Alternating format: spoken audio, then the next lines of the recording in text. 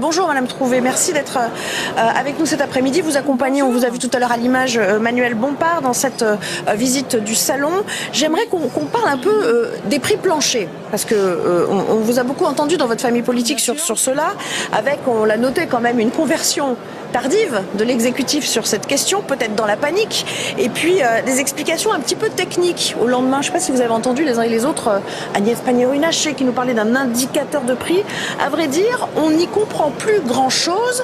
Est-ce que c'est du bricolage à votre sens ? C'est vrai qu'on n'y comprend pas grand-chose parce que, en vérité, pour l'instant, le gouvernement n'est vraiment pas clair. Ce que je voudrais dire d'abord, c'est qu'on se félicite, nous, que la proposition de la France Insoumise soit enfin reprise. Parce que je rappelle que nous avions fait voter cette proposition de loi le 30 novembre dans une niche parlementaire, ce qu'on appelle une niche parlementaire de la France Insoumise, et que les députés de la minorité présidentielle se sont opposés durement à cette proposition de prix plancher. Donc on est ravis que le président Macron finalement se soit rendu compte de son erreur. L'erreur est humaine, donc tant mieux qu'aujourd'hui il se rende compte qu'il y ait véritablement besoin de ces prix planchers pour assurer des prix rémunérateurs pour les agriculteurs. Il n'y a pas d'autre choix que d'obliger en fait. Alors évidemment pas sous la forme de prix fixés par le gouvernement. On n'est pas dans l'Union soviétique ou Cuba comme le racontent certains ministres. Il s'agit simplement de prix qui soient négociés au sein des filières entre les producteurs, les transformateurs, sous égide de l'État, comme ça se fait dans tout un tas d'autres pays. Je dois dire que les États-Unis, par exemple, font cela, et on sait bien que les États-Unis, ce n'est pas l'URSS ou Cuba. Oui, ça c'est sûr.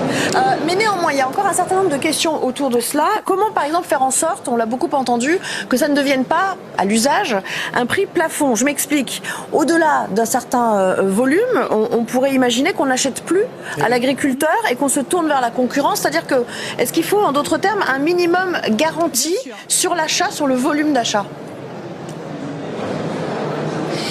Alors c'est là justement que on s'attaque au nœud du problème, c'est-à-dire le fait qu'on a un gouvernement, un président de la République qui a soutenu comme jamais ne l'a fait un autre président de la République, les accords de libre-échange et finalement la mise en concurrence de notre agriculture familiale avec plein d'autres agricultures dans le monde et qui ont des coûts de production beaucoup plus faibles. Regardez sur le poulet, nous venons de rencontrer l'interprofession des volailles sur le salon de l'agriculture. J'étais avec Manuel Bompard, on a discuté avec eux.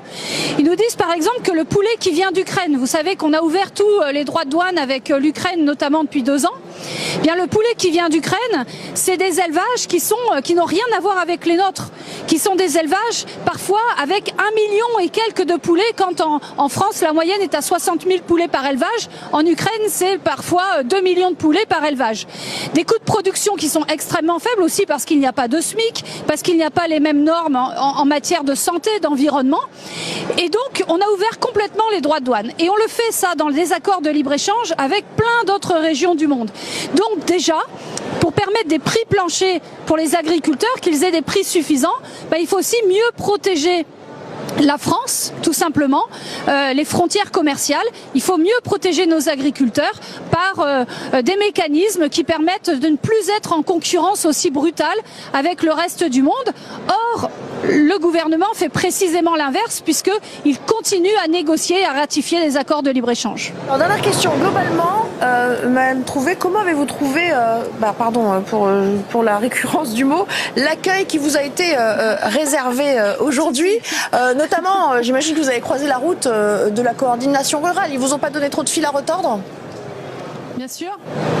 Absolument pas. Alors ça fait 3 jours en fait que la France Insoumise, nous sommes très présents sur le salon de l'agriculture. Plusieurs dizaines de députés de la France Insoumise se sont rendus au salon de l'agriculture. Mais je dois dire une chose, c'est que depuis le début de la mobilisation des agriculteurs, nous disons que nous les soutenons. Nous soutenons tous les Français qui se battent pour vivre dignement de leur travail et ça concerne les agriculteurs. Et nous sommes allés depuis plusieurs semaines sur tous les blocages, les mobilisations des agriculteurs. Chaque fois, nous avons été extrêmement bien reçus.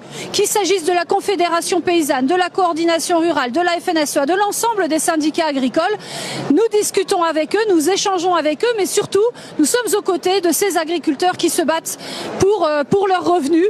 Nous savons qu'ils ont besoin d'être protégés et des multinationales et de la concurrence internationale. Et ça, nous le partageons, ils le savent. Et c'est ce qui fait que nous sommes extrêmement bien accueillis sur ce salon de l'agriculture.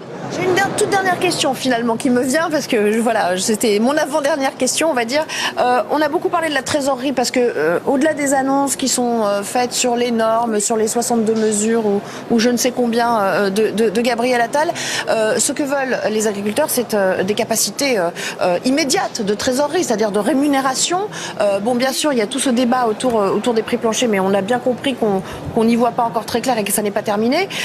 Que pensez-vous des annonces de Bruno Le Maire sur, au fond, le fait que les caisses de l'État étant vides, on va se tourner vers les banques et que maintenant on va garantir des taux très bas entre 0 et 2,5%. J'imagine que vous, mettre à contribution les banques plutôt que l'État, c'est pas spécialement votre cam, quoi. Alors écoutez, on va vérifier cela, puisque tout à l'heure vous parliez de la coordination rurale. Je vais rencontrer Véronique Le Floch avec Manuel Bompard. Véronique Le Floch, la patronne de coordination rurale. On vient aussi d'en discuter avec la FNSEA et la Confédération paysanne. Toutes ces propositions sont d'abord absolument insuffisantes, elles ne sont pas à la hauteur de la situation. Vous savez, Bruno Le Maire, ce qu'il fait depuis qu'il est ministre de l'économie, c'est de dire, s'il vous plaît, gentille multinationale, s'il vous plaît, gentille banque, soyez sympa avec les gens, soyez sympa avec les agriculteurs, soyez... En fait, ça marche pas comme ça. On est dans un marché brutal, féroce, et en fait il faut des régulations de l'État. Il faut que l'État agisse pour l'intérêt général. Or Bruno Le Maire est un ultra-libéral. Il pense qu'on peut laisser faire le marché. Mais laisser faire le marché, c'est laisser les plus gros, c'est-à-dire les multinationales, manger les plus petits, et en l'occurrence les agriculteurs. Donc c'est absolument inopérant, inefficace de dire « Ah, les banques vont pouvoir faire des petits prêts à 0%. » Non, s'il n'y a pas de règles très claires, très forte de l'État, eh bien ça ne marche pas. Et la première règle à faire d'abord, je le redis, c'est des prix rémunérateurs aux agriculteurs avec des prix planchers. 2, une protection aux frontières commerciales pour que ces agriculteurs ne soient pas confrontés aussi brutalement à la concurrence internationale. Et 3, il faut aider bien davantage ces agriculteurs, notamment pour qu'ils puissent faire la bifurcation écologique, parce que, je vous le dis, il est faux de dire que les agriculteurs ne veulent pas faire la bifurcation écologique. On a discuté avec plein d'agriculteurs ici qui nous disent nous voulons la faire, mais on veut en avoir les moyens. Et pour avoir les moyens, c'est pas juste d'aller supplier les banques, c'est d'avoir des vraies aides pour pouvoir le faire. Merci beaucoup Aurélie Trouvé d'avoir été les nôtres, d'avoir pris le temps pendant votre visite au salon de répondre à nos questions cet après-midi.